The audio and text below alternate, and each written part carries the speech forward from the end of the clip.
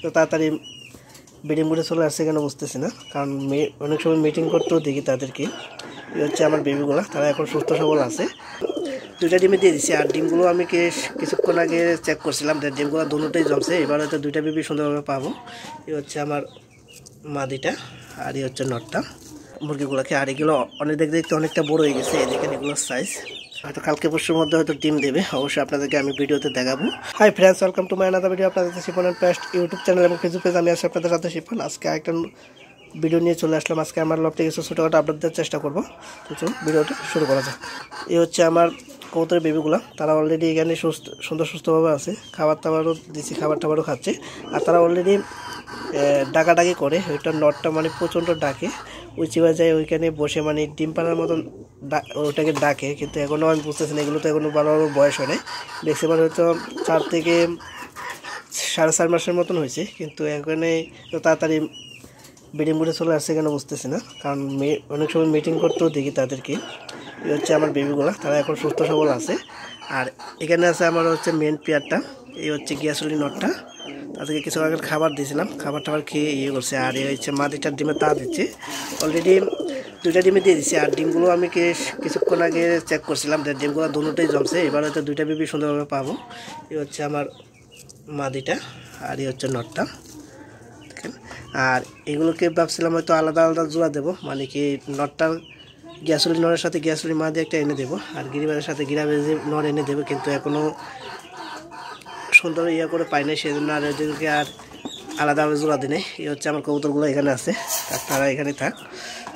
আর এখানে আছে আমার ব্রয়লার মুরগির বাচ্চাগুলো এবং টাইগার মুরগির বাচ্চা, এখানে সবগুলো এখানে সুস্থ আছে। আর এখানে যে কোয়েল পাখিগুলো আছে সেগুলোকে অলরেডি এখানে দিয়ে দিছি, কারণ এখানে এই খাঁচাটার মধ্যে এই মুরগগুলো জায়গা হয় না, সেই জন্য কোয়েল পাখিগুলোকে এখানে দিয়ে দিছি এটার মধ্যে। আর এখানে রেখে দিয়েছি আমার মুরগিগুলোকে। আর এগুলো অনেক দেখতে অনেকটা বড় হয়ে গেছে, দেখেন এগুলোর সাইজ। কোনো অ্যান্টিবায়োটিক বা ওষুধপত্র ছাড়া এগুলোকে কীভাবে লালন পালন করা যায় সেই ইয়াতে মানে আমি ইয়ে করতেছি, দেখি তারা অ্যান্টিবায়োটিক ছাড়া তাদেরকে পালন করতে পারে কিনা। আর এগুলো এখানে ব্রয়লার মুরগি আছে হচ্ছে 7টা, আর এই কালোটা যেটা এটা, আর আরেকটা আছে লাল ওই পাশেরটা, এই দুটো হচ্ছে টাইগার মুরগির বাচ্চা। এটা হচ্ছে কোয়েল পাখির বাচ্চাটা। এটা এই মুরগটা প্রচুর ঠুকরাঠুকরি করে, সেজন্য ওইটাকে আমার এই মুরগিগুলোর সাথে রাখছি। কিন্তু এই বেবিটাকে এই মুরগটা ঠুকুর দেয় না, সেজন্য এটার সাথে রাখছি। আর এটা অলরেডি ডিম দেওয়া শুরু করছে, হয়তো কালকে পরশুর মধ্যে হয়তো ডিম দেবে, অবশ্যই আপনাদেরকে আমি ভিডিওতে দেখাবো।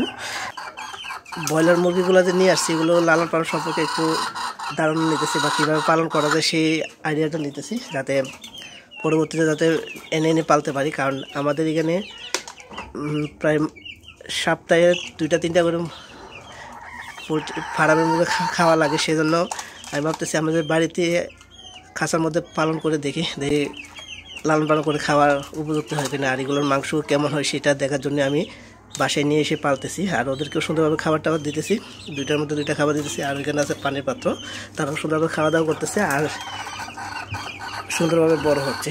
এই হচ্ছে আমার ব্রয়লার মুরগি এবং টাইগার মুরগির বাচ্চাগুলো। অবশ্যই আপনারা কমেন্ট করে জানাবেন যে বেবিগুলো কেমন লাগছে আপনাদের। আর এগুলোর হয়তো আমি শুধু পালার জন্য ইয়ে করতেছি না, আমি শুধু মানে ট্রাই করতেছি যে এইগুলা অ্যান্টিবায়োটিক ছাড়া বাঁচে কিনা, বা এগুলোকে পালন করতে পারবো কিনা। আমি মোট 9টা নিয়ে আসছিলাম, হয়তো 9টাকে বাঁচাতে পারবো না, কিন্তু সুন্দরভাবে 9টা বেঁচে আছে এখানে, সুন্দরভাবে 9টা আছে এখানে। আর এই হচ্ছে মুরগগুলা।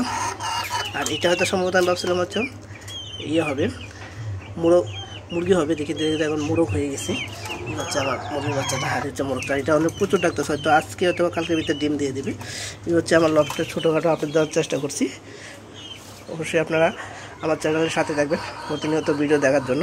ভালো থাকবেন, সুস্থ থাকবেন, দেখা হবে নতুন ভিডিওতে। ধন্যবাদ সবাইকে।